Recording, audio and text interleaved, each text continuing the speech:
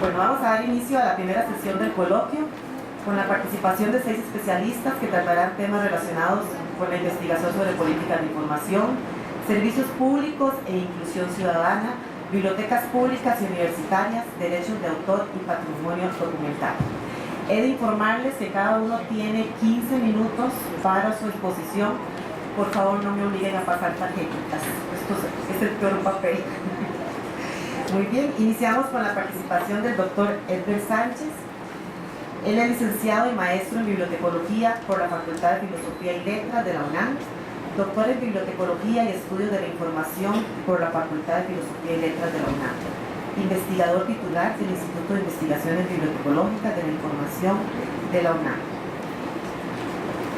Él nos va a exponer sobre políticas de información, algunos debates académicos. Doctor, tiene la palabra. Muy buenos días a todos. Voy a pasar, como el tiempo es muy corto, entonces voy a pasar algunos diapositivas y les voy a comentar otros, y posterior ojalá tenemos algunos tiempos y en los pasillos podemos seguir discutiendo. Bueno, hablar con exactitud cuando empezaron a surgir las inquietudes para realizar indagaciones sobre este campo de estudio de la bibliotecología y los estudios de la información, puede incurrir en errores que desencadenan discusiones que, en vez de acercarnos, nos pueden alejar de nuestro objetivo primordial, los estudios de las políticas de información. Esta temática que nos ocupa esta mañana de por sí tiene muchas aristas. Muchos autores la consideran una de las temáticas más complejas de la disciplina, ya que tiene que ver con situaciones particulares como la gestión de la información, la infraestructura de información física, la infraestructura informática, la infoestructura y las situaciones legales de cada entorno de la información. Un estudio realizado por Chaim Zins de la Knowledge Mapping Research de Israel en 2007, quien convocó a académicos de diferentes partes del mundo sobre cuáles son los temas que se deberían de considerar en un mapa de conocimiento sobre la disciplina. 16 de los 28 convocados opinaron que el término política de información debería ser considerado en este estudio. Ellos provenían de Alemania, de Brasil, Dinamarca, España, Estados Unidos, Francia, Reino Unido y República Checa. Los autores coincidieron que hay 10 maneras de nombrar los asuntos que de una manera u otra están relacionadas con los estudios de las políticas de información de una manera directa o indirecta. La mayoría coincidieron en los términos que ustedes ven en pantalla, que son políticas públicas de información, política de información y algunos con una subdivisión que se observa: políticas de información, políticas públicas y estudios de políticas. Lo anterior presentado es a nivel internacional. La integración, si vamos viendo cómo se ha integrado esta asignatura o políticas de información en las asignaturas, podemos percibir lo siguiente: que hay asignaturas como la legislación. Ahí tratan temas de políticas de información, legislación y normalización, legislación de medios y derecho a la información, sistema político mexicano, donde insertan algunas cuestiones de políticas de información, instituciones políticas de México, análisis y aplicación de los derechos a la información y política bibliotecaria. Si vamos un poquito más atrás, podemos ver que durante los años 70 uno de los promotores de políticas de información en el mundo ha sido la UNESCO, a través de sus programas UNICIS y NATIS y sus publicaciones. Y también podemos ir viendo que algunas pautas muy contundentes, que durante 1986 la administración de Ronald Reagan en el Congreso de los Estados Unidos realizaron varios debates sobre políticas de información. También en México podemos ver que el CONACYT organizó el primer seminario en 1987 sobre políticas nacionales de información, y como resultados tenemos un documento aquí del Centro de Investigaciones Bibliotecológicas. Ahora, en 1988, esta autora Brahman presenta desde la perspectiva de la comunicación, políticas de información, cómo se da y cómo fue el análisis que hizo de la primera Suprema Corte de los Estados Unidos. Más adelante, a nivel mundial e internacional, y también en América Latina, podemos ver que hay una gran cantidad de políticas en ciencia y tecnología que de una forma u otra nuestros países se han beneficiado, y ahora tenemos el sistema de información que tenemos, y también se ha hablado mucho de políticas en esos momentos. Y a partir del mismo año también ha habido una perspectiva de ver las políticas de información a partir de la información gubernamental. Ahora, a partir de 1996 hasta la fecha, han habido trabajos de indagaciones académicas que se iniciaron en estos momentos.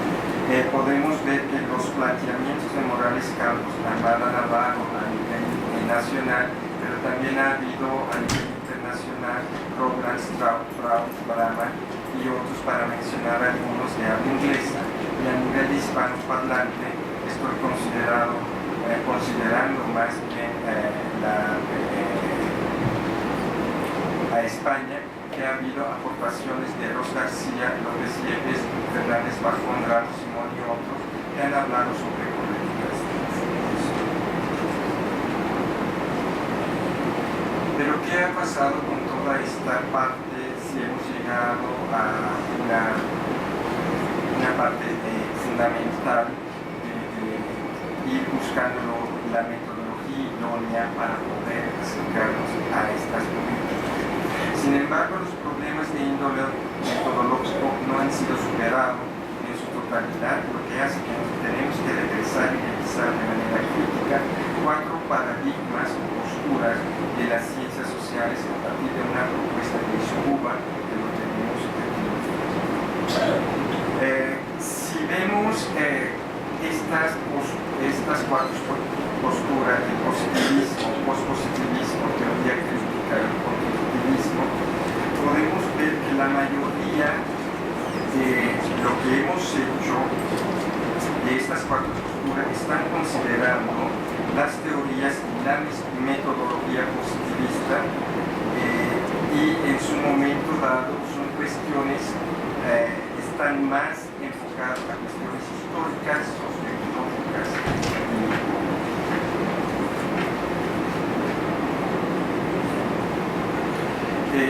Vamos a pasar, como tenemos a los 4 minutos, 8 minutos.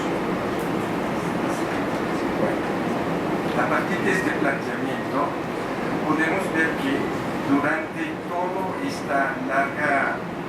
largo trayecto debemos de tomar en cuenta que hay dimensiones de teoría científica que se perciben las propiedades de la misma, como son la correspondencia y el entendimiento. Por correspondencia, siguiendo el pensamiento de Popper, lo que se busca cada vez la objetividad y la verdad absoluta, que se puede percibir como correspondencia de hechos. Entonces, muchas veces lo que nosotros estamos haciendo al estudiar políticas de información, ir buscando o entresacando los hechos que tenemos, y así ir a partir de ahí ir trabajando, construyendo un discurso a veces novedoso, a veces no tan novedoso.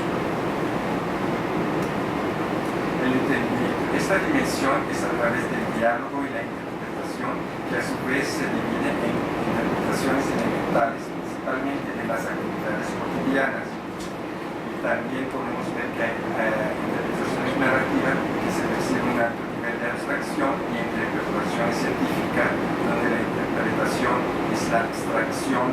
Muchas veces nosotros conformamos modelos y fórmulas para poder interpretar todas estas ideas y todas estas indagaciones que nosotros hemos hecho. también tenemos que tomar en cuenta que debe de haber una dimensión de utilidad que debería centrar la comprobación de teorías o algunas teorías, adecuaciones o tendencia para buscar soluciones a los problemas empíricos y conceptuales. Los problemas empíricos se pueden dividir en problemas no resueltos, problemas resueltos o problemas anómalos que no resueltas por una teoría en particular. Bueno, a partir de toda esta parte que hemos visto, podemos llegar a ver que hay un debate académico, que todo esto está centrado en unos debates académicos y que la parte principal de ir a buscar y sacar sobre políticas de información en estos momentos está concentrada en el acceso, ya que en el pasado podemos ver que el acceso estaba concentrado en un acceso vertical, donde el conocimiento pertenecía a un grupo selecto y que va a ir pasando con el tiempo a un acceso horizontal, donde cada individuo tiene acceso directo al conocimiento y a la información. Otro debate que está generando en el área de información también es la integración y la calidad de información, que cada vez es un tema de estudio recurrente. También tenemos la memoria social y a quienes pertenece la propiedad de la información que se genera en distintos formatos, tanto impreso como electrónico, que durante este coloquio hemos tenido talleres importantes de libro electrónico, también cuestiones relacionadas.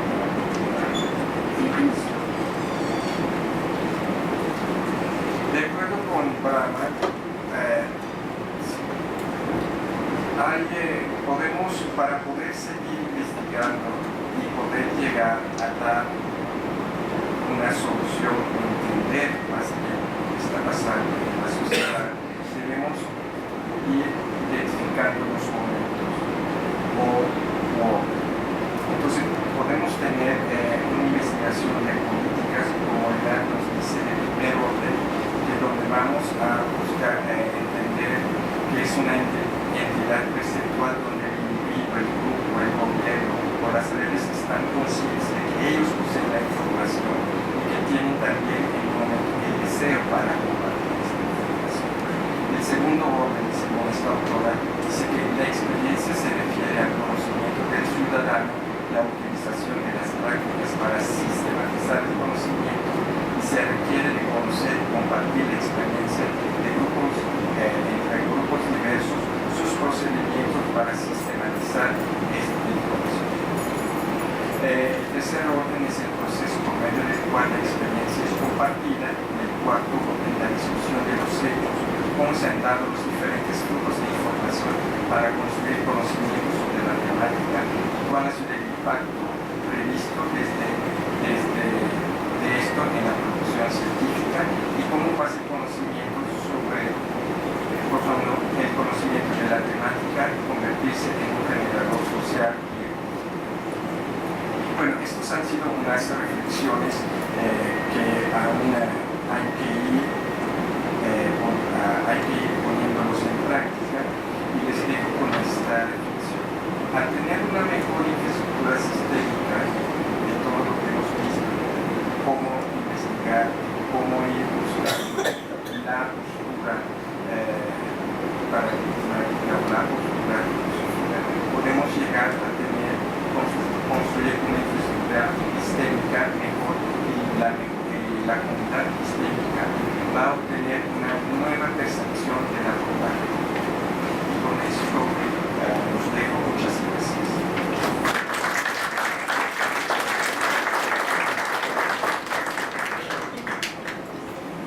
Muchas gracias, doctor, por su participación. Pasamos a escuchar a la doctora María Aurora Cuevas Cerveró, doctora en documentación por la Universidad Carlos III, licenciada en Filosofía y Ciencias de la Educación por la Universidad Complutense de Madrid, España. Sus principales áreas de investigación son la alfabetización en información, competencia lectora y biblioteca escolar. Ella nos va a hablar sobre la formación para la inclusión desde la ciudadanía, acceso a la información y servicios públicos. Adelante. Buenos días. Agradecer la invitación para poder participar en este segundo coloquio. Y no me voy a extender mucho en los agradecimientos porque tenemos muy poco tiempo. Como solo son 15 minutos, algunas transparencias las voy a pasar bastante rápido. ¿De qué?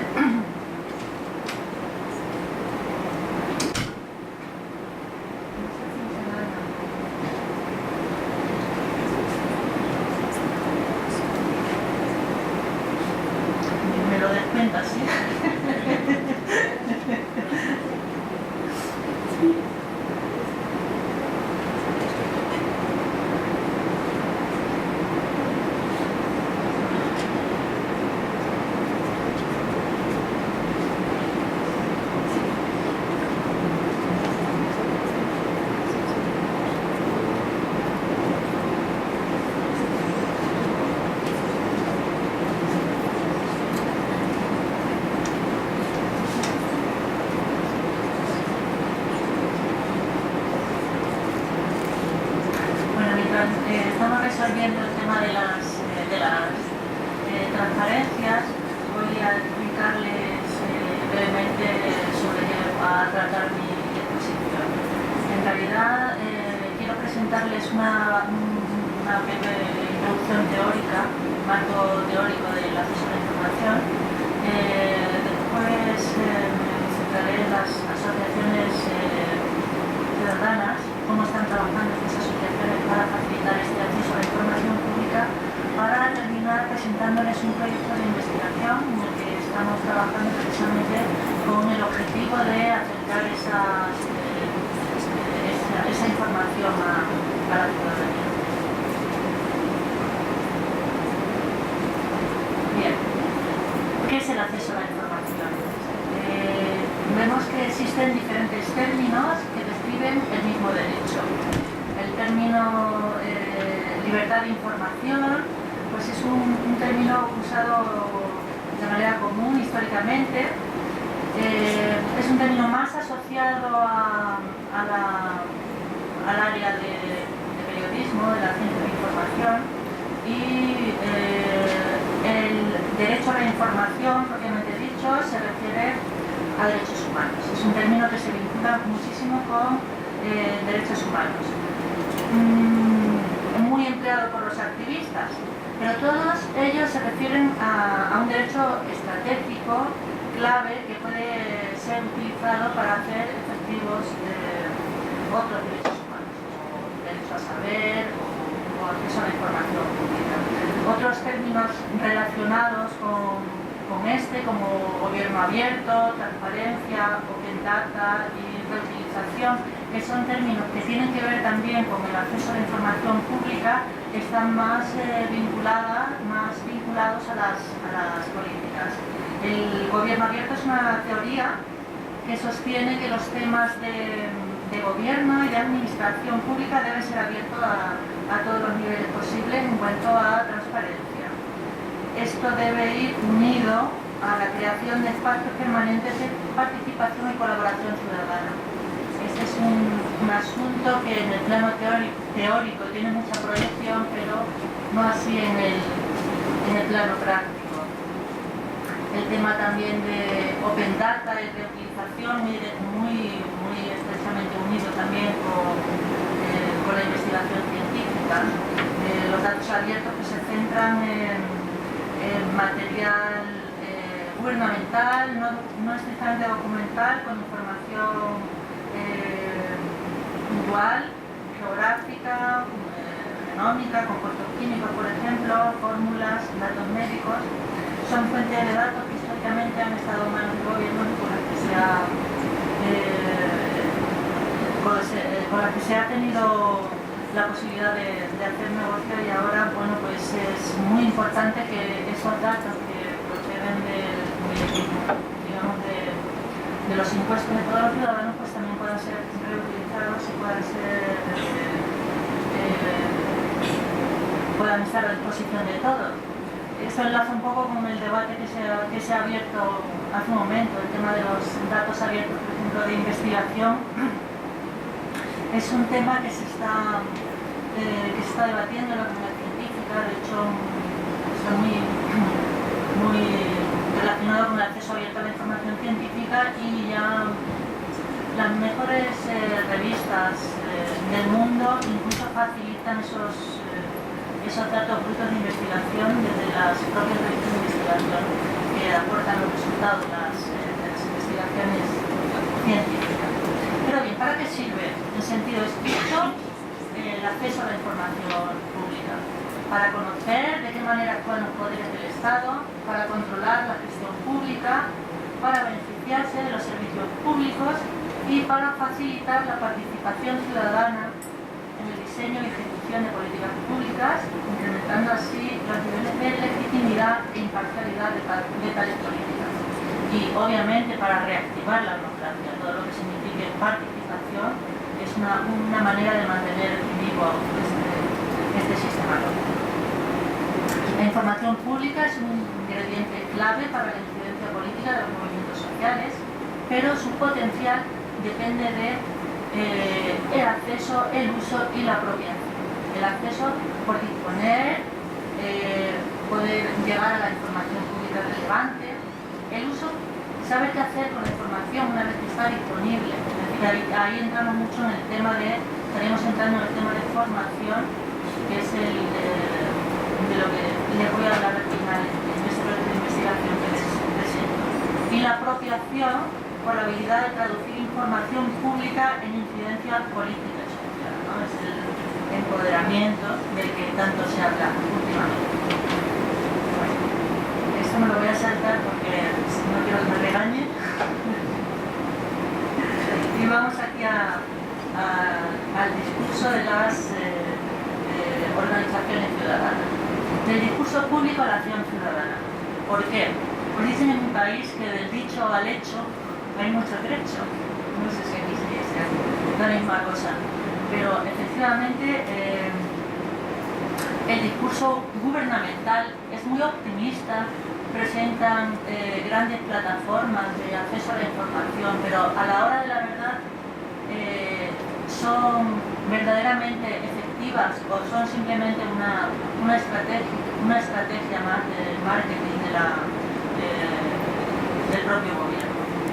Pues según vienen demostrando estas plataformas de organizaciones ciudadanas, verdaderamente es muy necesaria esa mejora de la comunicación entre el Estado y la ciudadanía. Y obviamente ellos se han puesto manos a la obra. Estas organizaciones fomentan la cultura de la transparencia y el acceso a la información pública, así como una ciudadanía activa e implicada. Aquí tienen algunas de las más importantes: My Society en el Reino Unido. Pensaba entrar, pero lo voy a dejar. Les invito a que entren ustedes y conozcan estas organizaciones. El Ciudadano Inteligente de Chile, Sun Life Foundation también de Canadá, Open North. Y aquí llegamos a Cibio, que me voy a detener en ella. Estas organizaciones plantean propuestas de fiscalización, proyectos de investigación, reformas sustantivas hacia una mayor transparencia.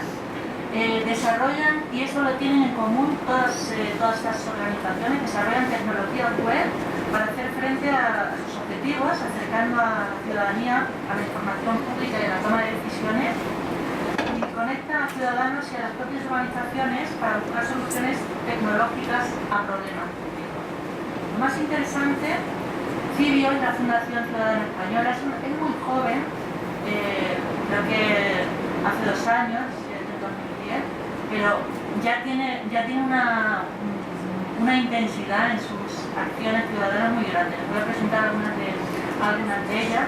Se trata de herramientas que han elaborado para el acceso a la información pública. Son soluciones en línea para educar y capacitar a los ciudadanos a participar activamente en la democracia. Desarrollan estas herramientas para la sociedad civil y para reducir la barrera que se produce entre, antes hablaba de la brecha, ¿no?, digital, ahora la barrera de acceso a la información. Bien.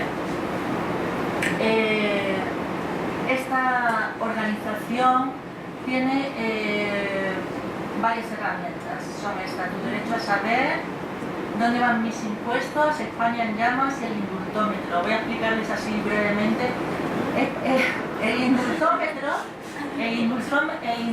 lo que ha hecho es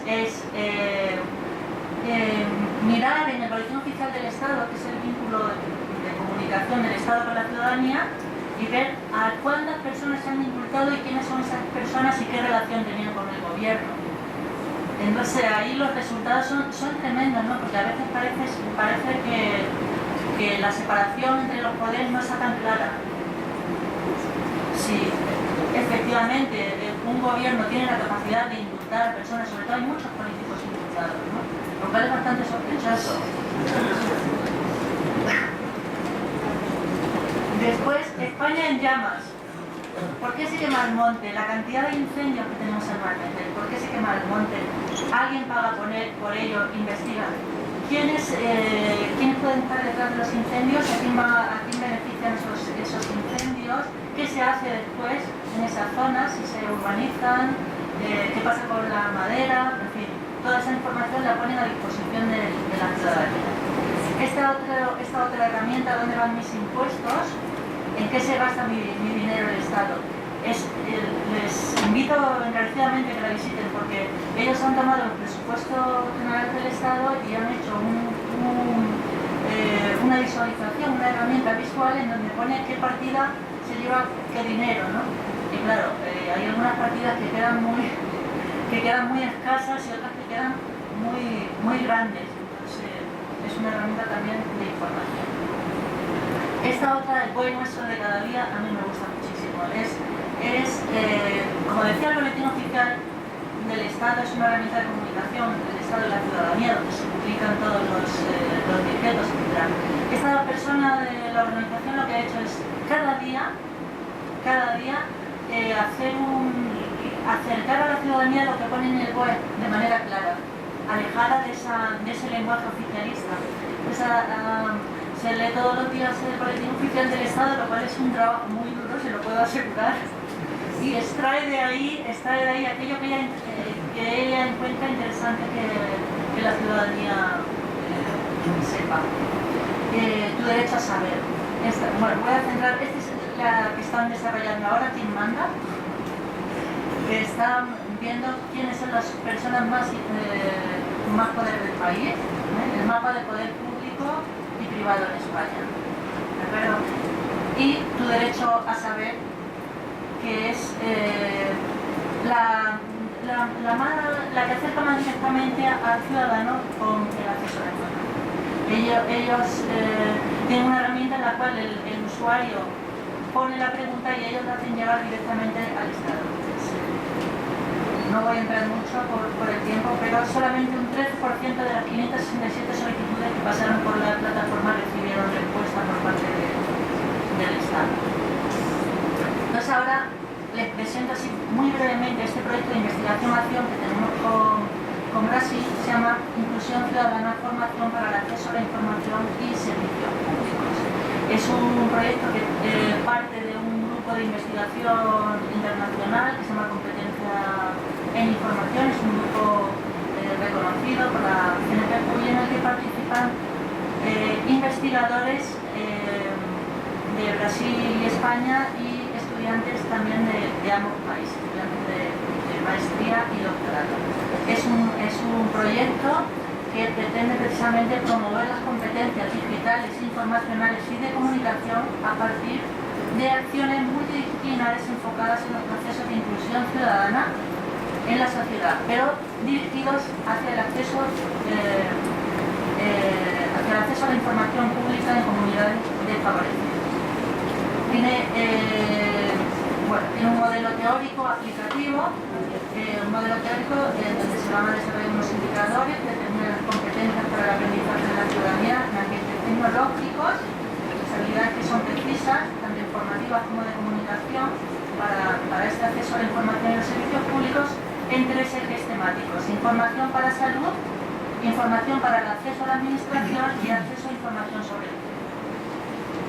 Es un proyecto que se fundamenta en la Ley de Acceso a la Información de Brasil y el programa Brasil sin Miseria.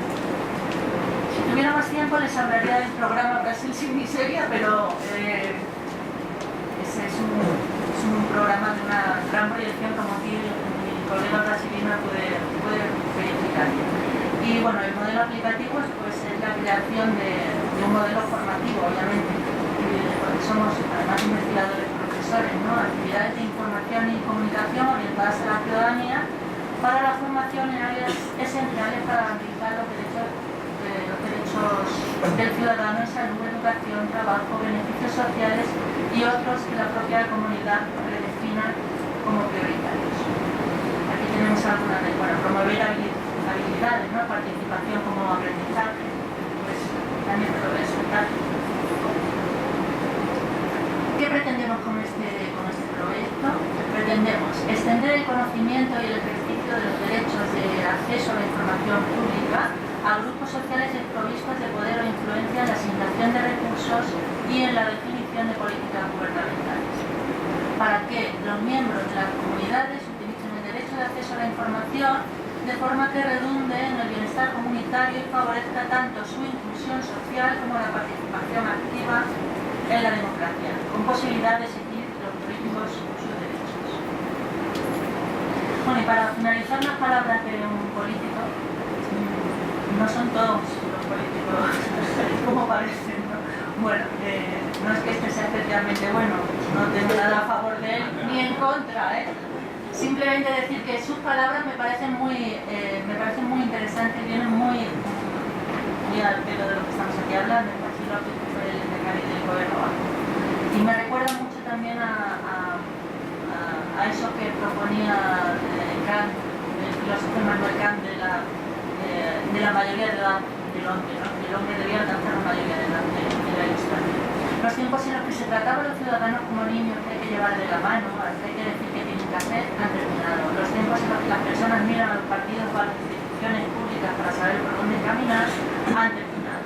El ciudadano es una persona adulta, la mayoría de edad de la que hablaba Kant, que tiene capacidad de pensar, de decidir y de asumir su responsabilidad, participando en la construcción conjunta del país. Muchas gracias.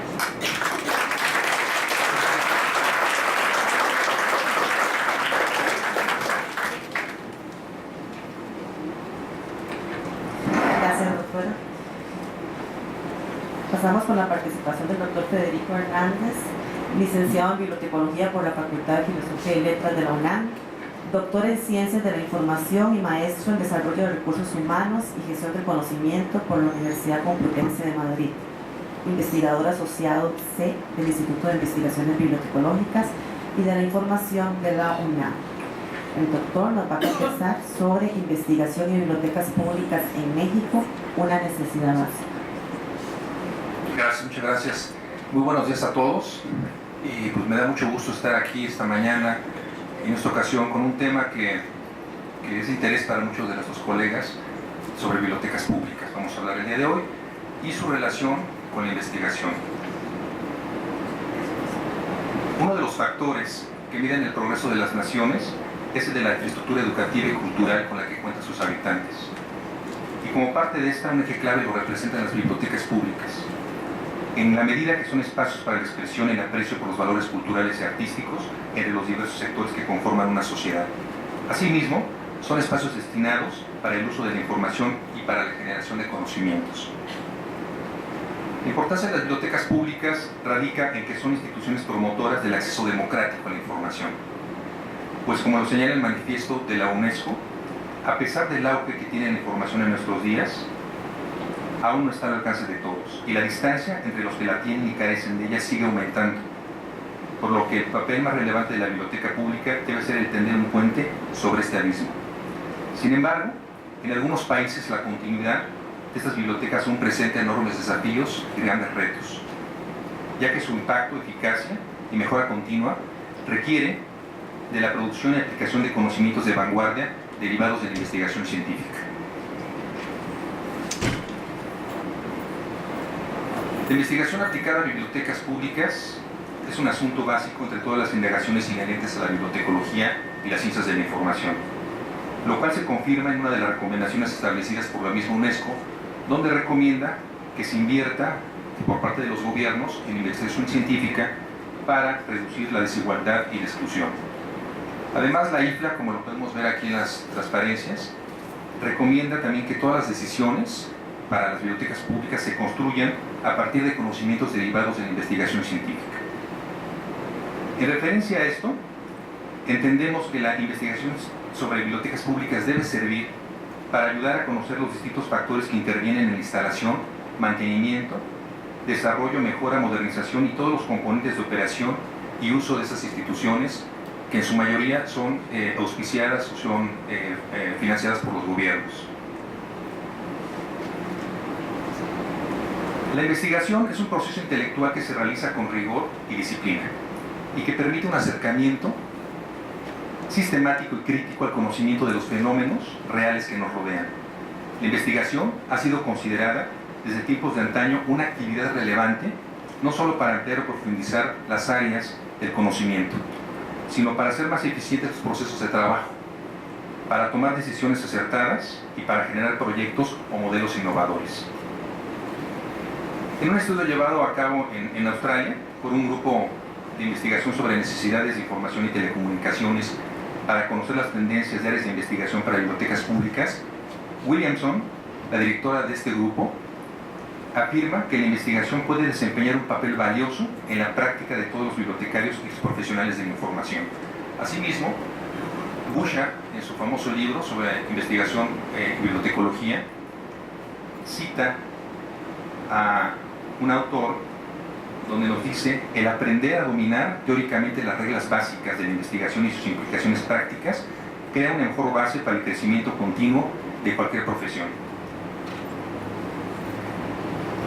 Para Glenn Holt, quien es director de la Biblioteca Pública de San Luis, Missouri, y tomando algunas recomendaciones que hace la IFLA, el futuro de la investigación científica en materia de bibliotecas públicas deberá enfocarse hacia las siguientes respuestas. 1. Respuestas a las presiones económicas, como las alianzas no bibliotecarias, búsqueda y generación de recursos propios. 2. Respuesta en el desarrollo de colecciones y en los servicios, como la evaluación de colecciones impresas y digitales, servicios especiales, por ejemplo para minusválidos o gente con capacidades diferentes, y orientación hacia servicios de extensión y servicios sobre todo para niños y para jóvenes. 3. Manejo responsable de los recursos humanos dentro de las bibliotecas, como la planeación estratégica de los recursos humanos y sobre todo una mejora continua en el clima laboral, un asunto muchas veces predicado, pero pocas veces investigado. 4. Resultados en la contabilidad y el desarrollo institucional, como los estudios de costo-beneficio, determinación de servicios de valor agregado. 5. Medición de servicios y usuarios, como los estudios de usuario y estudios de la comunidad, participación ciudadana, así como la evaluación del impacto social de la biblioteca pública. 6. Innovación tecnológica, desarrollo de equipos multimedia y bibliotecas virtuales, entre otros. 7. Publicidad y relaciones públicas, como la promoción de la biblioteca en medios de comunicación, en prensa, radio, televisión, internet, y la creación de campañas de relaciones públicas para atraer recursos a la biblioteca pública. México actualmente cuenta con una red de 7.360 bibliotecas públicas, como lo podemos ver, distribuidas en todo el territorio nacional y que se coordinan entre la Federación, los estados y los municipios. Como red es una de las redes más grandes de todo el mundo, por lo cual requiere nuestra atención como investigadores y la producción de productos de investigación. Para ello elaboramos un diagnóstico, creo que se ve muy pequeñito, pero subrayé lo principal. Como fortalezas, pues encontramos precisamente que tenemos casi la mitad de la red equipada con equipamiento tecnológico y con acceso a las tecnologías de la información, y sobre todo casos de éxito documentados. Tenemos el ejemplo de Jalisco, donde tiene una red estupenda de bibliotecas públicas, donde han generado un catálogo colectivo y comparten recursos entre ellos. El caso de Veracruz, que también fue acreedor a un premio por parte de la IFLA, por un programa que se llama Vasconcelos, donde llevan con autobuses, llevan a las poblaciones más lejanas de Veracruz, servicios digitales, equipos multimedia. Y también, pues una de las oportunidades es que la biblioteca pública ya no solamente se considera un espacio para la lectura, sino un espacio cultural, un espacio donde se realizan actividades culturales, y en muchas poblaciones es el único lugar que se tiene para accesar a estos servicios. Y como debilidades, pues como ven, tenemos todas subrayadas, o sea, realmente hace falta mucho trabajo por hacer, como una normatividad desactualizada, una legislación por lo tanto desactualizada, que tiene más de 25 años, la complejidad de la coordinación de los trabajos, y esto va paralelo con la complejidad entre la coordinación de los municipios, los estados y la federación. Las bibliotecas públicas tienen muchas veces poca relevancia en los planes y programas gubernamentales. Hay mucho rezago tecnológico y de las colecciones. Hay una débil infraestructura física, ¿verdad? Me tocó a mí coordinar los trabajos cuando estuve en Conaculta de rescate a las bibliotecas de Tabasco, y las bibliotecas prácticamente eran arrasadas por las lluvias y por las inundaciones, por una débil infraestructura física. Y la ausencia de programas para la búsqueda de recursos. También falta mucha cultura en la obtención de recursos, en cómo obtener donativos, en cómo acercarse a la iniciativa privada. Eso es algo que también se debe investigar. Y de esta manera notamos que estos asuntos se identifican como debilidades y amenazas y que deben convertirse en temas de investigación. Por lo anterior, consideramos que invertir en investigación para bibliotecas públicas es totalmente viable. Así lo demuestran países como Colombia, donde equipos de investigación como el de la Universidad de Antioquia han estado ligados durante muchos años a diversos proyectos en materia de bibliotecas públicas, entre los que se encuentran las bibliotecas Parque, las cuales han marcado un hito importante en el saneamiento de la ciudad de Medellín. Otro caso interesante es el de la Fundación Bill y Melinda Gates, con su iniciativa Global Libraries, donde una parte de sus recursos los destina a la investigación sobre el impacto y los resultados que han logrado sus programas de acceso a las tecnologías de la información y comunicación en países en vías de desarrollo. En este contexto debemos señalar que la investigación práctica sobre la materia que aquí nos ocupa no deberá descuidarse, pues se tienen que detectar problemas vinculados a las preocupaciones de todas las personas y a las situaciones verdaderas de nuestro entorno. Rodríguez Gallardo indica que la investigación puede tener como objetivo documentar las buenas prácticas, ofreciendo experiencias para la solución de los problemas reales. Este tipo de investigaciones, también conocidas como cualitativas, involucran el estudio de una variedad de materiales empíricos, casos, experiencias personales, historias de vida, entrevistas, contextos culturales y productivos, observaciones, relaciones históricas que describen la rutina, así como los problemas y significados de la vida cotidiana. Retomando Rodríguez Gallardo, debemos transformar el conocimiento en algo práctico, para no quedarnos en especulación, abordando un puente entre la investigación y el nuevo conocimiento, con la práctica profesional, la que se lleva día a día en la biblioteca, la que tiene la necesidad de atender a los usuarios reales.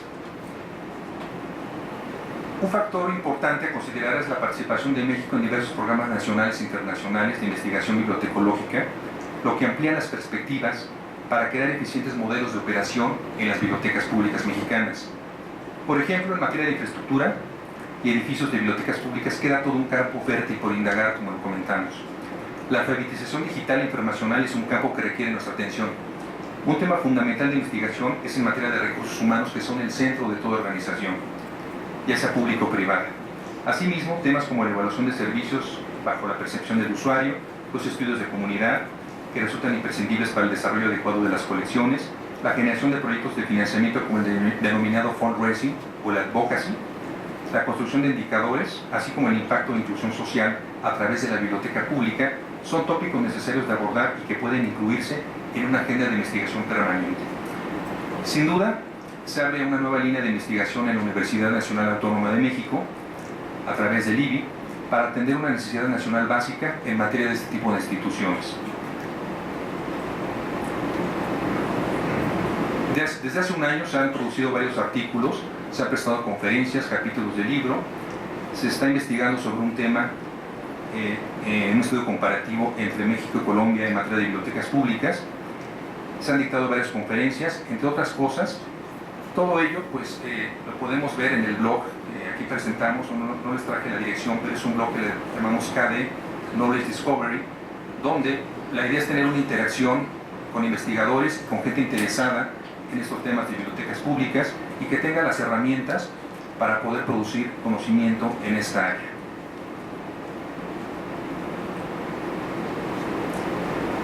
Finalmente, debemos destacar que la biblioteca pública es uno de los logros más grandes de la humanidad, en tanto que garantiza el derecho universal a la información y a la posibilidad de generar nuevo conocimiento y disfrutar del mismo. Proponemos que, siendo la biblioteca pública uno de los pilares de las unidades de información, donde se dan cita muchos de los procesos de carácter informativo y cultural, las reflexiones sobre sus problemas pueden construir una piedra angular de numerosas investigaciones de la disciplina que nos ocupa, como originadora de nuevos problemas científicos y como marco de aplicación de nuevos hallazgos obtenidos. Citando nuevamente a Glenn Holt, nos dice que la investigación en bibliotecas públicas ayudará a entender errores cognitivos que limitan su correcta operación, haciéndolas aún más eficientes.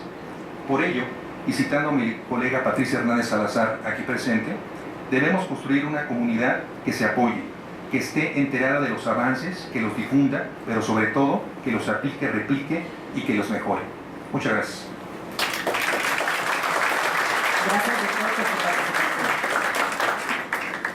Seguimos con la doctoranda Silvia Cobos Serrano.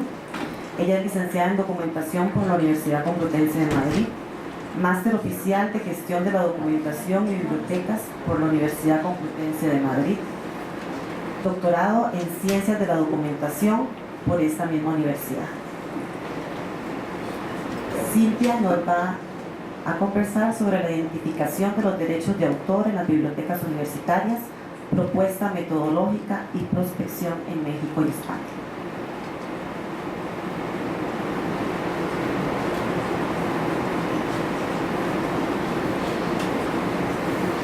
Muchas gracias, maestra Rodríguez Salas. Buenas tardes. Quisiera iniciar mi exposición agradeciéndoles en primer lugar su presencia. Estoy muy contenta porque es mi primera visita a México y estoy fascinada. Y asimismo agradecer a la organización, a la UNAM y al Instituto de Investigaciones Bibliotecológicas su amable invitación. Como pueden ver en el título de la presentación, les voy a hablar sobre la autoría, los derechos de autor, pero como muy bien saben, es una cuestión bastante compleja, por lo que les voy a presentar una propuesta metodológica para identificar esas obras, específicamente cuando queremos digitalizar los fondos de las bibliotecas universitarias. Mi línea de discurso va a ser bastante breve, creo que voy a cumplir el plazo establecido, y fundamentalmente es establecer un marco contextual, establecer la propuesta metodológica para identificar los derechos de autor y presentar unos problemas a priori. Bien, el contexto en el que nos movemos en estos momentos es el acceso al patrimonio cultural, un acceso que elimine las barreras geográficas y que permita a todos los ciudadanos acceder de forma uniforme a través de Internet, de las tecnologías y sobre cualquier dispositivo, a ese patrimonio tan rico que tenemos. Y yo creo que las bibliotecas universitarias son las que actualmente están en ese proceso a través de múltiples proyectos de investigación. Si a esta premisa le añadimos las consideraciones que en Europa se están llevando a cabo mediante la Directiva 2013 en materia de reutilización de la información pública, digamos que el conjunto, el resultado fundamental, es el eje vertebral de ambos paradigmas, es la digitalización. Les voy a explicar en este sentido qué es la reutilización de información pública, de la que también se ha hablado en este seminario. Bueno, para que se entienda de una forma bastante sintética, he elaborado esta imagen. Reutilizar material cultural en bibliotecas no es más que existen un grupo de personas llamados reutilizadores, que son tanto personas físicas como personas jurídicas, que se encargan de digitalizar los fondos de una determinada biblioteca y a eso le dan un valor añadido. Es decir, si yo voy a una entidad, a una biblioteca, digitalizo unos fondos y esa información cultural pública la dispongo en un dispositivo, me creo un audiolibro o cualquier otra aplicación, le estoy dando un valor añadido a la información digitalizada. En ese sentido, las bibliotecas pueden establecer una serie de licencias que son como unas condiciones que estiman oportunas por el uso que el reutilizador va a hacer de las obras, y así puede aplicar una serie de tarifas según el uso que se le vaya a dar, por motivos de conservación, etc. En algunos casos también me ha parecido importante señalar que en algunos casos sí es posible que se creen una serie de acuerdos o derechos exclusivos entre la entidad privada y la entidad pública. ¿Esto qué significa? Pues que si la entidad privada, el reutilizador, hace una inversión económica en la digitalización, tiene también derecho a amortizar esa inversión de forma permanente, no permanente, sino durante un periodo bastante largo, que es durante 10 años, la puede comercializar y la puede explotar de forma personal, siempre que a la fecha de finalización del periodo exclusivo, que es de 10 años, ofrezca a la entidad pública una copia del material digitalizado, con lo cual las bibliotecas también ganan mucha riqueza y se ahorran ciertos costes de digitalización porque ya se lo proporciona un reutilizador. Bueno, por tanto, la digitalización es el eje fundamental tanto por la directiva que propone Europa para digitalizar y reutilizar los fondos culturales, como por los proyectos que actualmente cualquier biblioteca está inmerso. Pero en este sentido me surgen las siguientes preguntas. ¿Cómo afrontan las bibliotecas, cualquier biblioteca universitaria, un proyecto de digitalización?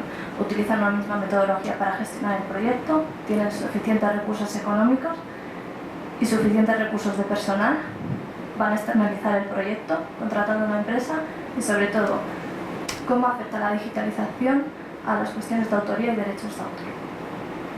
Bueno, pues en ese sentido yo les propongo la siguiente esquema de identificación o propuesta metodológica concerniente pues, a lo que es digitalizar recursos culturales en bibliotecas universitarias. El esquema de identificación es bastante simple, es a priori un boceto que se tiene que implementar y partiríamos pues, fundamentalmente de la fecha de publicación de la obra o de depósito legal, que nos va a servir pues, como una guía, una referencia a través de la cual podemos intuir si la obra puede ya estar en dominio público o no. En España las obras entran en dominio público a partir de que se cumplen 80 años de la fecha de fallecimiento del autor, siempre que el autor haya fallecido con anterioridad al 7 de diciembre de 1987 y si ha fallecido después, pues entrarían en dominio público a los 70 años. En el caso de México son 100 años. Además de tener en cuenta las fechas, también tenemos que ver las hojas de créditos, más o menos nos hacemos una idea de cuántos pueden ser los titulares de los derechos de esa obra y además consultamos una serie de fuentes de información. Hay muchas, yo a continuación les voy a hablar de unas cuantas brevemente y a partir de ahí, del análisis de las fuentes y de toda la información que tenemos, lo analizamos y realizamos una toma de decisión bastante importante desde el punto de vista de la biblioteca, que va a determinar si la obra está en dominio público o si por el contrario está sujeta a una serie de derechos de autor. En ese sentido, habría que especificar si se trata de una obra huérfana, de la que posteriormente van a hablar en esta mesa redonda, que brevemente les informo que es si no se identifica ningún titular de derechos, o bien si se han identificado pero no han sido localizados. Entonces se ha hecho una búsqueda diligente y la obra queda huérfana. En el caso de ser una obra descatalogada, significa que los titulares han sido identificados, han sido localizados, pero la obra ya no forma parte del circuito comercial. Y en el caso de haber identificado y localizado a los titulares de derechos, pues se procedería a negociar las condiciones para digitalizar la obra. Algunas fuentes de información. Bueno, seguramente creo que es principal y primordial comentar las entidades de gestión de derechos de explotación, que son las que van a tener mayor importancia. Asimismo, deberíamos consultar a las editoriales que nos informen de quiénes son los titulares de los derechos, utilizar también ficheros de autoridades como BIAF, que es un fichero internacional de autoridades virtual, y bases de datos bastante relevantes e importantes, por ejemplo WOTS, que es para escritores, editores y para cualquier persona que tenga los derechos, Arrow, que es una base de datos bastante importante, que agiliza el proceso de identificación de los titulares y además te informa si la obra incluso es huérfana, OCER, que está auspiciado por la OCLC y te permite registrar y a la vez compartir información sobre el estatus de los derechos de los titulares. Asimismo, me parece importante matizar y poner en esta presentación la necesidad de acudir, por ejemplo, al registro de propiedad intelectual o al registro público del derecho de autor en el caso de México, porque puede que las obras también puede que estas fuentes de información nos proporcionen información sobre el estatus de los derechos de las obras. Problemas. Si hiciéramos todo este proceso de identificación que les acabo de comentar en el esquema, veríamos que tardaríamos mucho en hacerlo, simplemente para identificar una sola obra. Creo que las bibliotecas universitarias no pueden tener tanta demora, por lo tanto la cuestión temporal es un problema que tenemos que erradicar. Asimismo, la falta de personal especializado. Quizás el staff de las bibliotecas no cuenta con unos conocimientos, una formación técnica pues bastante importante sobre cuestiones de autorías, de derechos de autor, porque es un tema complejo, ligado al ámbito jurídico. Quizás se necesita personal especializado. Y asimismo tenemos inseguridad jurídica. ¿Por qué? Porque cuando tomamos una decisión y decimos si una obra es huérfana, tampoco estamos seguros al 100% de esa decisión, justamente por la falta de tener un personal especializado, una formación más rica en ese sentido. Y bueno, como cuarto y último punto, he considerado que también es importante tener en cuenta la falta de experiencia que tenemos para negociar con los autores, porque generalmente no suelen llevar las entidades de gestión de derechos. ¿Qué hacer para solucionar estos problemas? Bueno, pues bajo mi punto de vista, a priori creo que sí que sería necesario, igual que existen catálogos como Arro o Watch que les acabo de mencionar, pues crear un portal nacional tanto en España como en México o conjuntamente, en donde que sea reconocido por autoridades oficiales y competentes y que nos den una serie de garantías. Garantías tales como que nos informen sobre si una obra es huérfana, tiene titulares, quiénes son los titulares y cómo los podemos localizar. Un portal que nos facilite la consulta tanto para cualquier persona, cualquier director de biblioteca que quiera emprender un proyecto de digitalización, simplemente que acuda al portal y encuentre rápidamente la información, sepa si es una obra en dominio público, si es una obra con derechos de autor y a partir de ahí que tome una decisión inmediata. Y fundamentalmente que el portal nos ofrezca una seguridad y confianza sobre la información que nos proporcione, porque la inseguridad jurídica genera muchos problemas y eso impide que muchas obras puedan ser de dominio público. Nada más, que ya me cumplí la hora. Muchas gracias y quedo a su disposición. Muchas gracias, Silvia. Seguidamente tenemos la participación del doctor Felipe Martínez. El doctor es investigador titular del Instituto de Investigaciones Bibliotecológicas y de la Información de la UNAM y secretario técnico del sistema Humanindex en la Coordinación de Humanidades de la UNAM.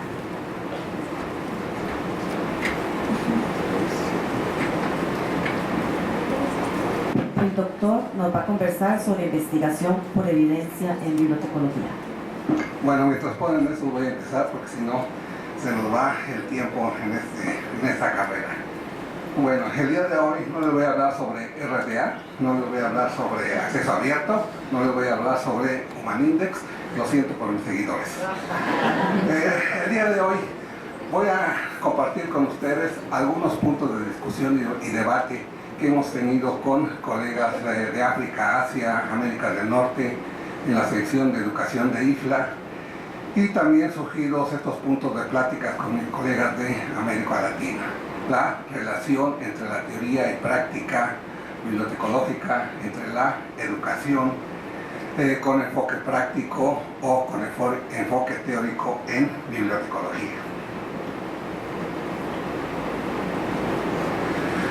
Para muchos de nosotros nos parece algo obvio que existe una estrecha relación entre teoría y práctica, investigación y práctica. Esto es en diferentes campos o disciplinas, no es privativo de la bibliotecología, además tampoco es privativo de algún país o alguna región, como he mencionado, esto es global, así es que cualquier parecido con la realidad no es mera coincidencia, es producto de los problemas globales que enfrenta nuestra disciplina, ¿sí?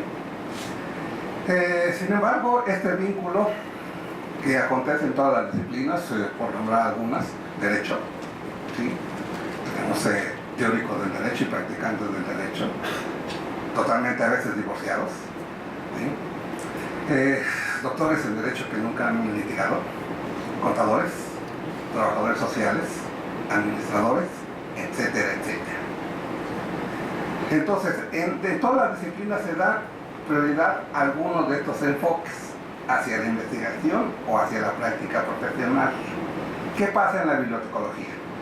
Esta había sido considerada como una profesión eminentemente práctica enfocada hacia el servicio, hasta la segunda mitad del siglo pasado, en donde empiezan a iniciarse los programas de doctorado de bibliotecología en los Estados Unidos, en donde hay una mezcla de profesor investigador, se contrataba al profesor investigador antes de la segunda mitad, igual, con maestría.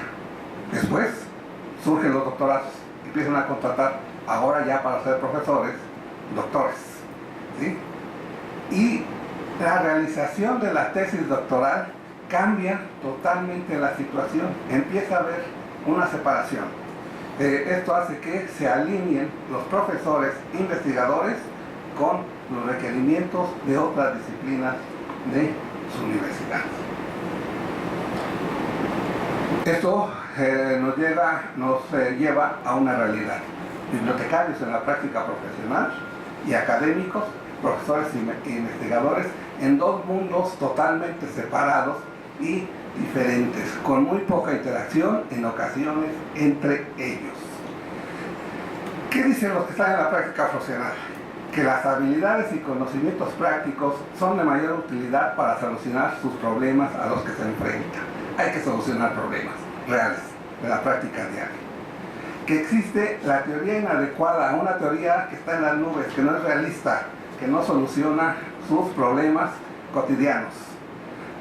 También dicen que muchos de los profesores e investigadores no tienen experiencia sobre el trabajo práctico que acontece en las bibliotecas.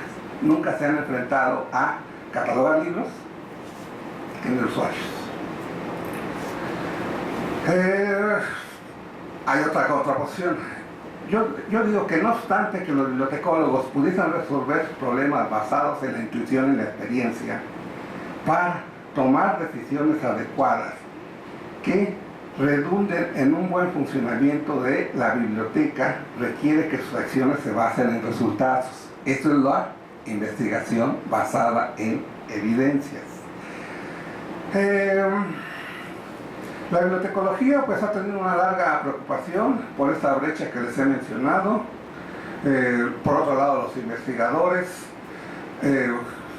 mencionan que los bibliotecarios en la práctica les falta rigor académico, ¿sí? Etcétera, etcétera. Entonces, desde mi punto de vista, la investigación basada en la evidencia es un enfoque pragmático para llenar este vacío y tratar de conjuntar estas dos posiciones. Ahorita lo voy a decir por qué. La práctica profesional basada en evidencias o la investigación en acción, como algunos otros le llaman, aparece en 92 en el área de la medicina, por lo que se le ha identificado realmente con la medicina, pero esta ha sido extendida a otros campos a otras áreas de la misma medicina y también a otras áreas donde existe este problema, como trabajo social, educación, administración y cualquier otra que tenga que ver con atención de usuarios, entre ellos la bibliotecología. ¿Qué requiere este? Que los profesionales permanezcan en contacto con el conocimiento que tiene impacto en las actividades que realizan día a día. Esto implica que el conocimiento debe de ser registrado como evidencia en fuentes de información. Algo que a veces los bibliotecólogos no hacemos. Hacemos las cosas bien, pero no escribimos el resultado de lo que hacemos. Y obviamente las evidencias no deben ser solo válidas, sino confiables y aplicables, y también las mejores. En bibliotecología se ha definido a esta tendencia como un medio para mejorar la profesión, haciendo cuestionamientos, así como buscando información valiosa, valorándola críticamente e incorporando, es decir, generando datos que ayuden a otros posteriormente. ¿Qué tenemos que hacer? Aprovechar las evidencias de reportes de investigación para apoyar una decisión práctica y buscar información para apoyar decisiones diarias. Esto nos suena conocido con lo que hacemos los bibliotecólogos. Tenemos esta tendencia, esta metodología tiene las siguientes fases. Identificar el problema, buscar información relacionada con este, analizar y evaluar la literatura, establecer y aplicar una acción adecuada, evaluar los resultados y difundirlos. Los dos primeros, y quizá el tercero, son del ámbito de la bibliotecología. Si queremos ayudar a otros, tenemos que identificar sus necesidades de información, buscar la información que necesitan y dárselo, y además evaluarla para darles aquella que es mejor. Nosotros predicamos que hay que ayudar a los otros a resolver sus problemas. Ahora tenemos que aprender a llevar a cabo esto en nuestro propio ámbito. ¿Cuáles son los problemas que implica esto? Pues en nuestro ámbito hay mucha información, hay también investigación de poca calidad y a veces los bibliotecarios en la práctica dicen no hay tiempo para aplicarla. ¿Sí? Pero yo creo que hay otros. Hay problemas para formular cuestionamientos y problemas en la gente que estamos formando para la práctica profesional. Hay desconocimiento de los recursos, falta de habilidades para localizarlos, falta de habilidades para evaluar y seleccionarlos críticamente. La investigación basada en evidencias, particularmente en la bibliotecología, es una necesidad de nuestro tiempo. Tenemos la sociedad de la información, la tecnología, los aspectos sociales, políticos, participación en toma de decisiones. Todo esto nos está generando que produzcamos resultados que sean de aplicación muy práctica. Esto no quiere decir que dejemos de lado el otro tipo de investigación. ¿Cuál va a ser el papel del bibliotecario hacia el futuro? ¿Qué bibliotecarios tenemos que formar? Bibliotecarios apoyando la práctica profesional basada en evidencia, pero además bibliotecarios efectuando práctica basada en evidencias para su misma disciplina. Algunas acciones. Fortalecimiento del bibliotecólogo como referencista. Hay que formarlo en estos puntos que son privativos del área de consulta y de referencia. Integrarla con relación a los métodos de investigación en una licenciatura o estudios de pregrado basada en investigación, basada en evidencias, y formación del posgrado centrada en investigación para la generación de nuevo conocimiento. A veces queremos formar investigadores que ganan el premio Nobel en bibliotecología dentro de la licenciatura. Y a veces tenemos investigaciones de doctorado que son investigación práctica. Finalmente, integrarnos a las tendencias globales. Existe un centro de investigación sobre esta tendencia basada en evidencia en la Universidad Saskatchewan en Canadá. Existe una revista especializada en bibliotecología donde se reportan esta serie de casos. Existe una conferencia anual celebrada en diversas reuniones. 2015 se está decidiendo ahorita la sede, y sitios web que nos dan pues información sobre todo esto. Entonces, bueno, pues quería compartir con ustedes estos puntos de vista, puntos de discusión, de debate, que no son míos, ¿sí? Como les mencionaba, cualquier parecido con la realidad, ¿sí?, es producto de los problemas globales que como disciplina estamos enfrentando.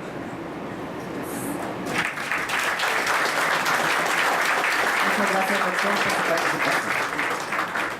Finalmente, para culminar, vamos a presentar el trabajo elaborado por el doctor Luis Fernando Ramón Simón en coautoría con la doctora Rosario Arquero Áviles.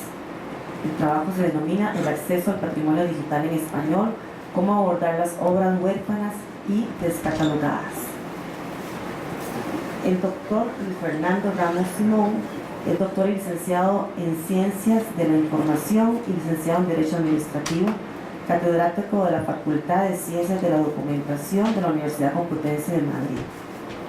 La doctora Rosario Arquero en Ciencias de la Información, rama Documentación por la Facultad de Ciencias de la Información, Universidad Complutense de Madrid, y profesora titular de la Facultad de Ciencias de la Documentación.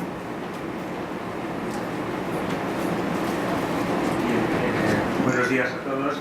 Me toca cerrar la mesa y estoy encantado de estar aquí con todos ustedes, porque es un tema en el que todos los temas que he tratado los venimos trabajando en el grupo que integramos la doctora Arquero y yo y otros 8 compañeros, y por cierto les envío saludos de parte de la coautora de José Arquero, y quería también empezar agradeciendo la invitación a participar en el coloquio y felicitar al IBI por la forma, el cambio que ha hecho.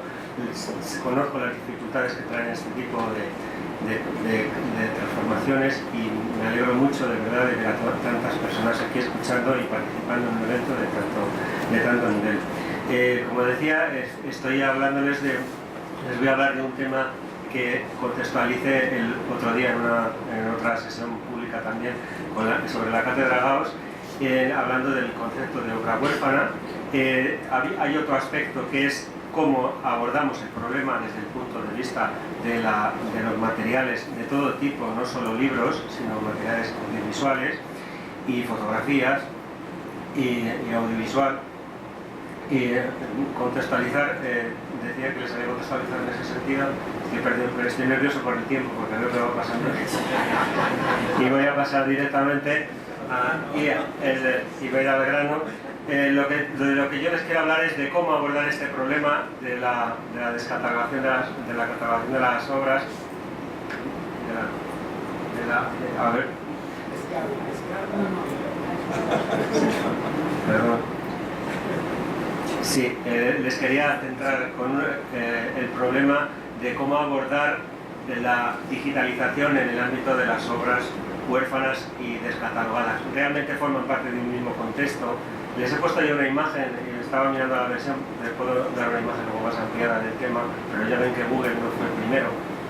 Esa es una imagen de la Ciudad de México de 1800 que se conserva en el Museo de América de Madrid, y quería empezar por ahí para introducirles en el concepto de europeana. Europeana es un recopilador de enlaces que funciona como una biblioteca digital en la que están enlazadas unos 30 millones de objetos digitales, como ustedes pueden ver. Hay mucho material que es texto, pero la inmensa mayoría de las aportaciones son de imágenes, como pueden ver, y estos datos corresponden a finales de septiembre. En cuanto a situándonos en el ámbito puramente español, puesto que el contexto que les quería hablar era el de la integración del patrimonio en español, España es el cuarto país que aporta contenidos a Europeana. Quiere decir que estamos en una posición bastante buena. Se ha hecho un esfuerzo bastante notable a pesar de la crisis, como intento demostrar, en el ámbito de la digitalización. Les quería decir que fuera de la digitalización la cultura se pierde. Si no hacemos un esfuerzo para integrar la cultura digital en las bibliotecas digitales, todo aquello que está en los anaqueles va a desaparecer. Lo que no está en internet no existe, dicen algunos estudiosos, y esto es una realidad que todos comprendemos y asumimos. Como ven aquí, la participación de las a su vez dentro en Europeana, ese agregador a nivel europeo que empezó en 2008, y a su vez cada país tiene su propio agregador. El agregador de España se llama Hispana, que como ven aporta gran parte de los 2,5 millones de objetos. El segundo aportante más importante es de European Library, la aportación española a European Library, que a su vez se integra en Europeana y que está compuesto por la Biblioteca Nacional de España y la Universidad Complutense de Madrid. European Library es un proyecto que abarca tanto las bibliotecas nacionales como las grandes bibliotecas de investigación. Como ven, el resto de las componentes es más pequeño. En cuanto al esfuerzo que se ha hecho en el ámbito ya del español, pueden ver cómo ha ido avanzando el número de proyectos digitales desde el año 2006 hasta ahora, hasta septiembre de 2013. Todos estos datos los pueden contrastar en la página web hispana, que está enlazada, pero por tiempo no lo puedo hacer. Los repositorios como han ido aumentando, de 25 hemos pasado a 200 en la actualidad, y como ven, el número de objetos digitales, puesto que no todos los objetos digitales que están en Hispana están en Europeana, es de aproximadamente 4,5 millones de objetos.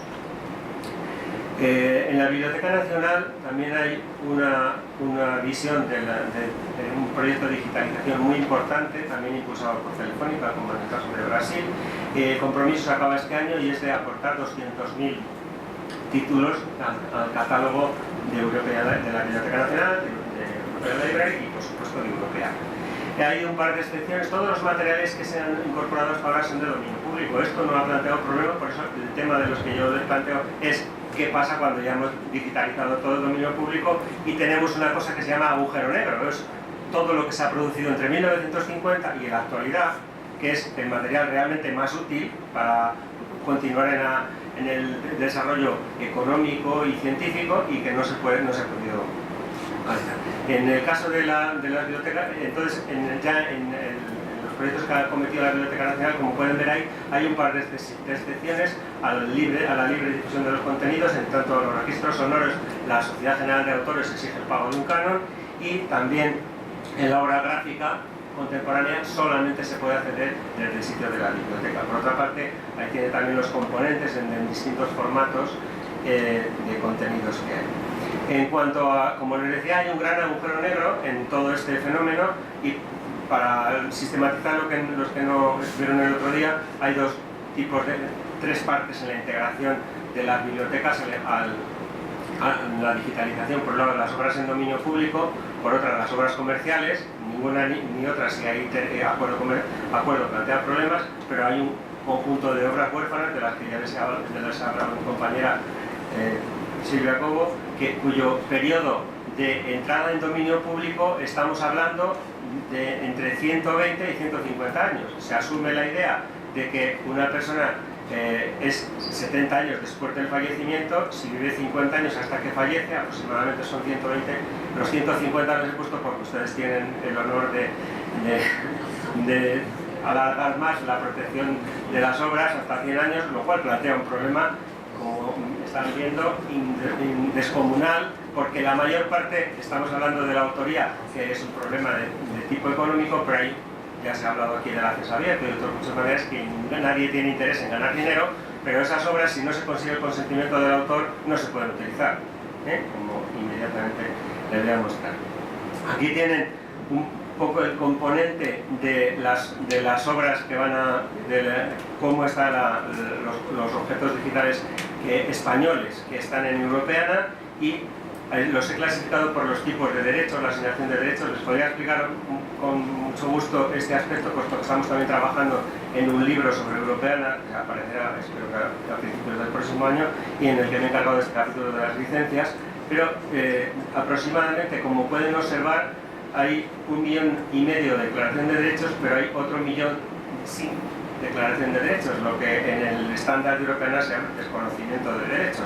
No todos el 1 millón de objetos, tengo que decir, son obras huérfanas. Hay muchas que no tienen protección de derechos de autor. Por ejemplo, una ánfora que está en un museo, una ánfora griega que está en un museo, evidentemente no tiene derechos de autor, pero puede haber problemas con la fotografía de la reproducción de la ánfora.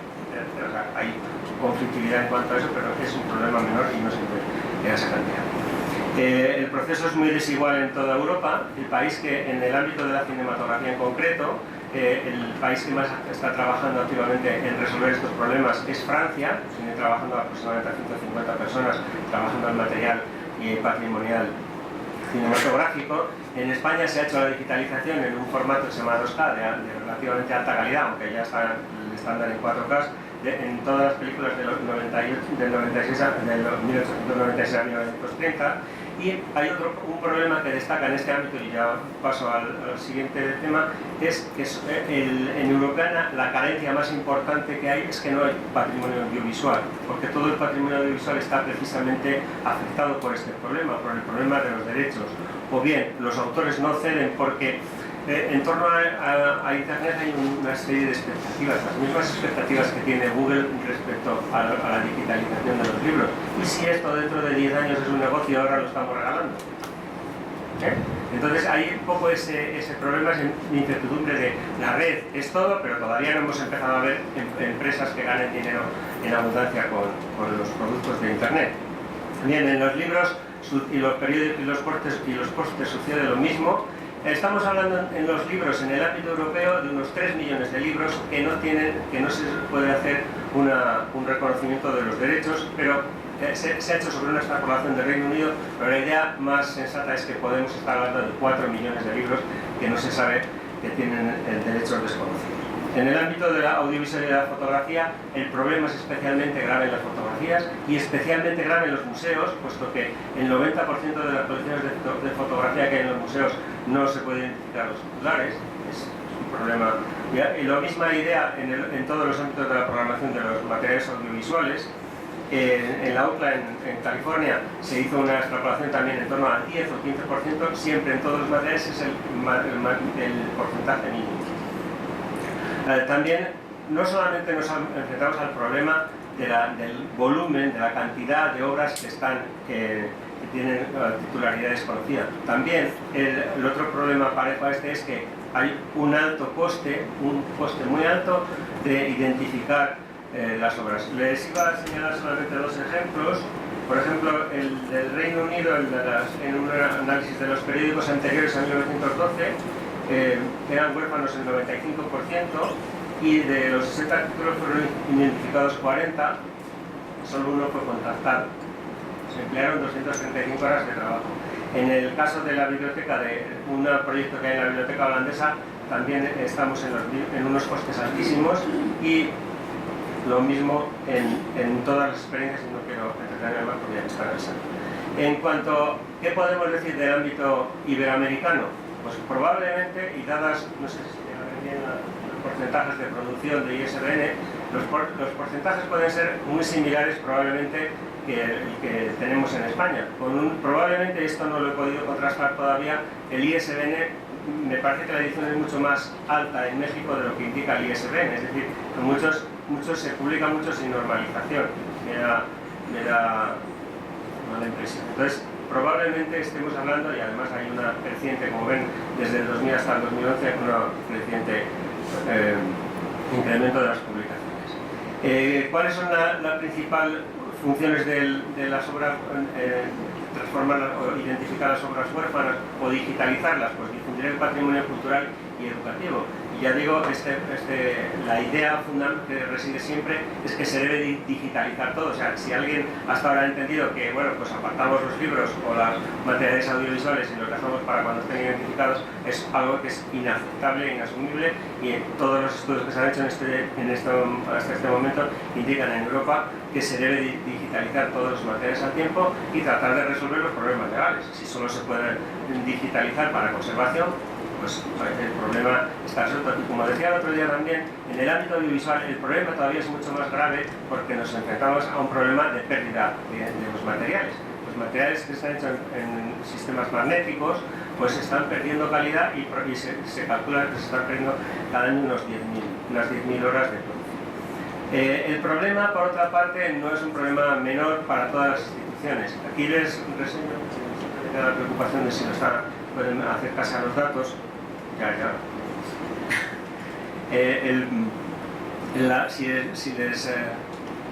Los problemas que plantea en la gestión de las unidades documentales en el Reino Unido se hizo un trabajo en 2009, ahí la referencia se la puedo facilitar al final de la intervención. Fundamentalmente el problema afecta a todas las instituciones, pero especialmente a los museos. Cada vez que quieren hacer una exposición en los museos se encuentran con el problema de que no se puede identificar los materiales y hay que tomar decisiones, y como ven hay un 90 y tantos % de obras que no se pueden. Bueno, como no me van a dar tiempo para más, solamente quiero decirles una cosa, una conclusión. Este es un problema real, este es un problema muy grave que tenemos que acometer toda la comunidad hispanoamericana, iberoamericana, y queríamos, los 2 o 3 hemos concluido que nos parecía muy interesante traer a colación un principio de los 8 pasos que, para las obras huérfanas y desconocidas, que podría ser de utilidad, de aplicación directamente al ámbito iberoamericano. Estos 8 pasos, como digo, adaptados del ámbito europeo al ámbito al ámbito iberoamericano serían los siguientes: garantizar que todos los estados iberoamericanos se establezca un sistema que resuelva la situación de las obras huérfanas, todas en conjunto; cubrir todos los distintos sectores, tanto audiovisual, texto, artes visuales, sonido; lograr el reconocimiento transfronterizo de las obras huérfanas, lo que ha planteado mi compañera hace un momento, que si se hace una búsqueda de una obra huérfana, se identifica la titularidad de una obra, no haya que hacer el mismo paso en todos los países, que se integre todo en el mismo ámbito. Garantizar el efecto transfronterizo del reconocimiento, es decir, que cuando se haya reconocido en un país no se planteen problemas en los demás. Ser compatible esta actividad con la colaboración entre entidades públicas y privadas, tal como hemos comentado en distintos ámbitos en Brasil y en España. Las compañías como la compañía telefónica pues realizan colaboraciones interesadas, pero de sponsorización de este tipo de actividades, y favorecer que ese tipo de actividades se puedan llevar a cabo. Prever que en cada estado la utilización comercial y remuneración de los derechohabientes, es decir, establecer un mecanismo que en el caso de que aparezca el autor una vez declarada una obra como huérfana tenga derecho a una remuneración. Y por último, apoyarse en base de datos, como ha comentado mi compañera, para que establezcamos un sistema poderoso, potente, que permita avanzar mucho más deprisa si todos trabajamos. Muchas gracias y perdón. Muy bien, doctor, gracias. Si me permiten, antes de pasar al bloque de preguntas, hacer una breve síntesis. El doctor Sánchez presentó el tema de políticas de la información desde la complejidad, las posturas y reflexiones académicas sobre el acceso, la integración y calidad de la información, la memoria social y su propiedad intelectual. Por su parte, la doctora Cuevas trató el tema desde la perspectiva del derecho de la ciudadanía a mantenerse informada y pronunciarse con responsabilidad social. La importancia de la biblioteca pública como promotora de acceso democrático a la información fue el tema de discusión del doctor Hernández. Destaca la importancia y el papel trascendental que puede desempeñarse desde ese tipo de bibliotecas si son consideradas como entes de cambio. De ahí la necesidad de proyectar su quehacer hacia un trabajo integrado donde medien la investigación y la extensión comunitaria como herramienta para eliminar la desigualdad y la exclusión social. Silvia Cobo nos expone el tema el acceso al patrimonio cultural y la gestión de derechos en el ámbito digital y su implicación y propuestas metodológicas para México y España. Por su parte, el doctor Martínez nos presentó la investigación bibliotecológica basada en evidencias como una alternativa de recuperación y constatación de resultados. Resalta el papel de la investigación bibliotecológica basada en evidencia como práctica metodológica que contribuye a la promoción de la recolección e interpretación e integración de evidencia válida para apoyar desde distintos puntos y a través de distintas estrategias los cambios que la comunidad bibliotecológica reclama y necesita. Finalmente, el doctor Ramos presenta el problema del abordaje de obras a las que denomina huérfanas y descatalogadas, los esfuerzos realizados en el ámbito español y las diferentes estrategias propuestas para su integración a la memoria documental. Muchas gracias. Si dejé algo de lado o malinterpreté, me disculpan. Pasamos al bloque de preguntas. Tenemos aproximadamente 5 minutos.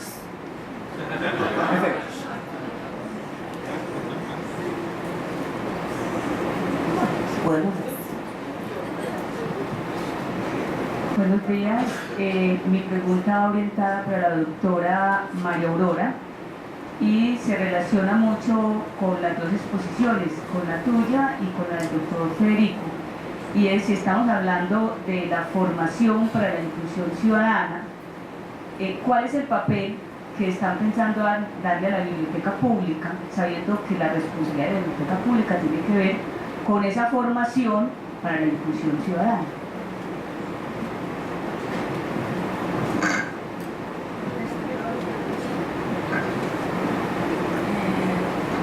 Obviamente el papel de la biblioteca pública es esencial para la inclusión social, así lo han promocionado las instituciones bibliotecarias y así saben ir haciendo. Lo que sucede es que nosotros trabajamos con poblaciones vulnerables, con comunidades vulnerables y en zonas bastante pobres en las que muchas veces no se disponen de bibliotecas. Entonces ahí tenemos que buscar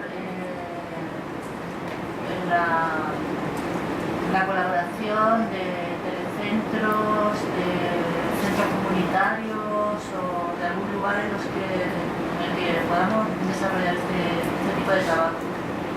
Hemos hecho otros trabajos de inclusión digital en los cuales hemos promocionado la construcción de bibliotecas en aquellos sitios donde no lo sabía, pero eso depende de los recursos. Siempre el hacer la formación en una biblioteca y que la biblioteca se quede funcionando es una garantía de sostenibilidad del proyecto y es un beneficio para toda la comunidad, pero lamentablemente no siempre es posible. Si fuera posible, desde luego que la biblioteca pública es el lugar privilegiado.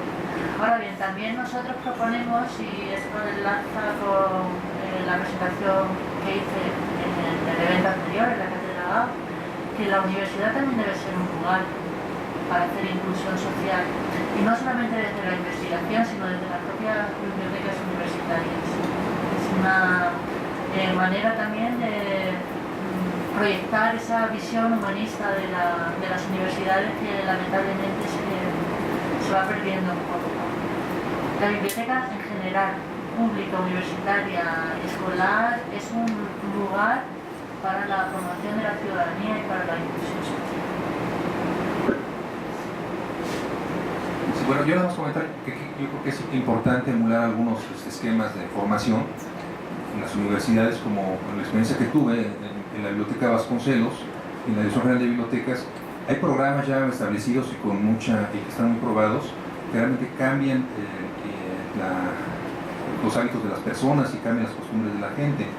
Además que hacen programas de inclusión social, como es el programa de la Fundación Gates, que forma en temas de tecnologías de la información. Hay otro programa que es el de la Universidad Pedagógica Nacional junto con Intel Aprender, que forma en materia de cómputo para el trabajo en bibliotecas públicas, y otro programa es el de la Academia Mexicana de las Ciencias, con programas de robótica y programas de matemáticas para niños. Eso realmente les transforma todo el entorno, ¿no? ¿Sí? Gracias.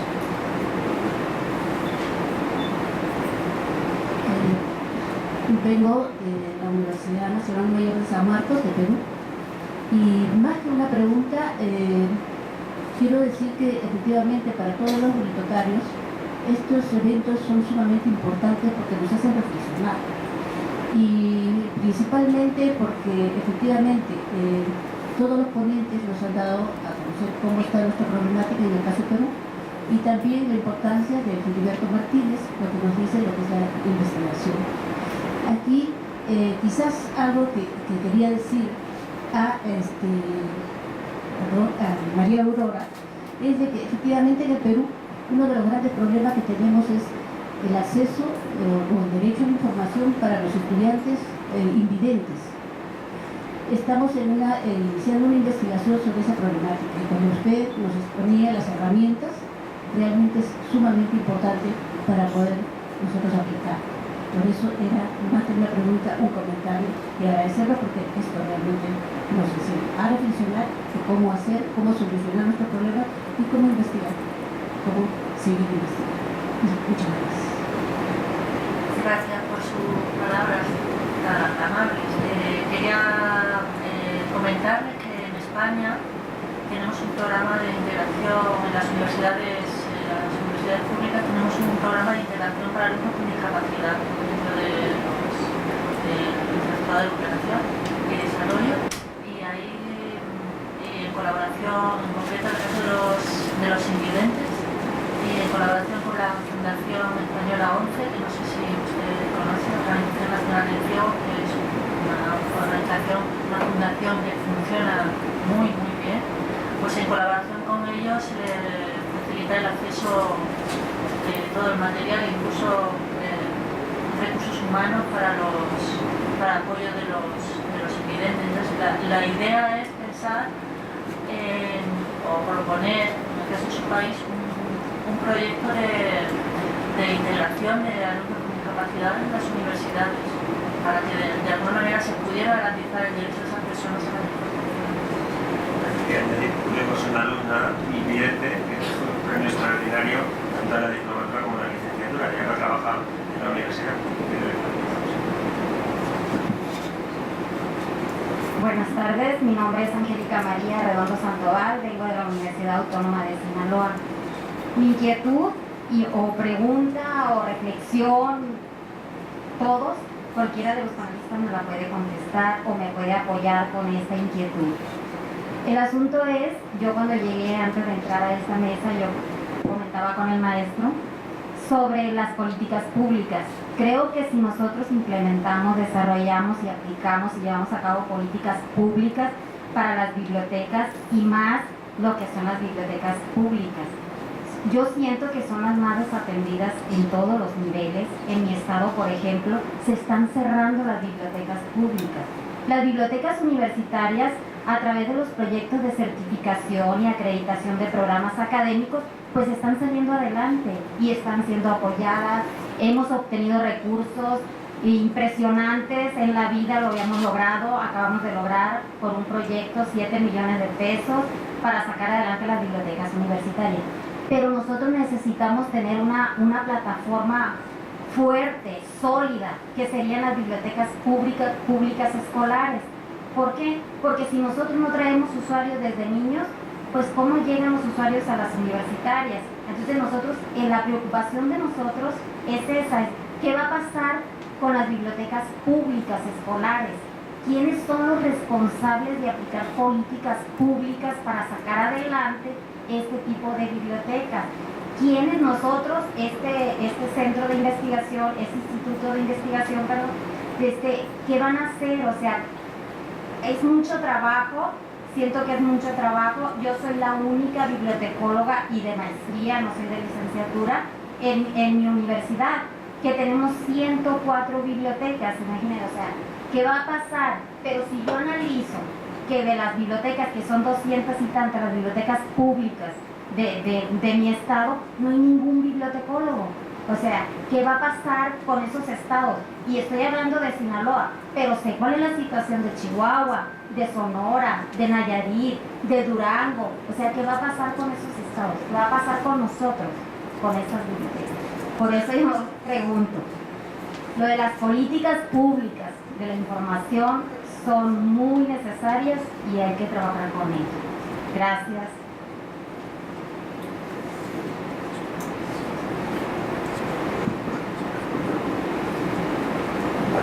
Hola Angélica, buenas tardes.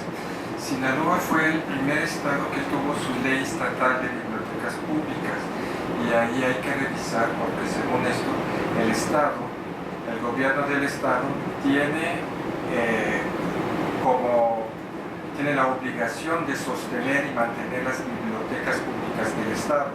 Entonces yo creo que es un problema que tenemos que ir al estado a ver qué está pasando y cómo se están destinando los recursos económicos hacia las bibliotecas públicas, o si no está bajo bibliotecas públicas, ver en el rubro de cuestiones culturales cómo se está afectando esa parte y dónde está quedando el dinero.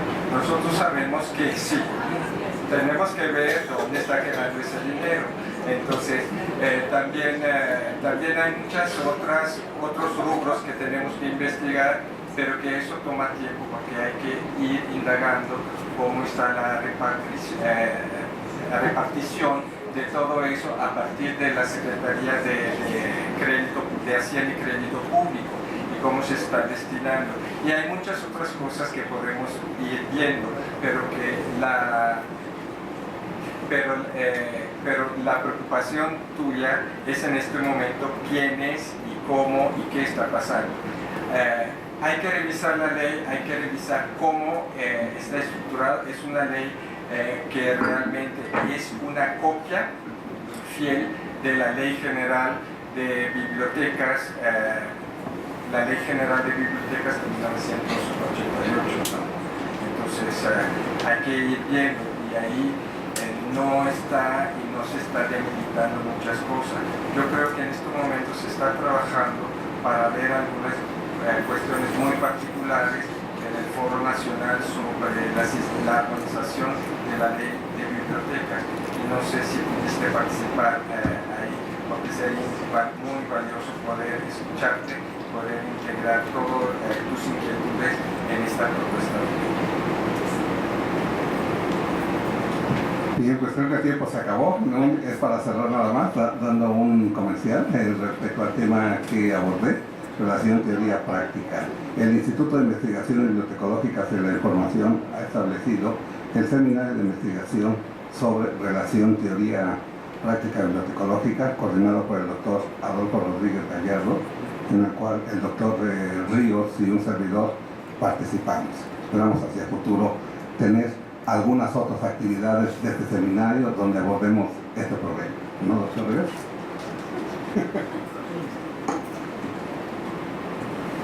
Bien, agradecemos a todos los participantes su aporte y les brindamos un reconocido, para la redundancia, el reconocimiento, un valioso reconocimiento.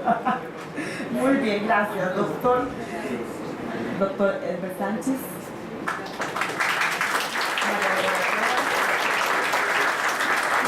Federico Hernández. Silvia Cora.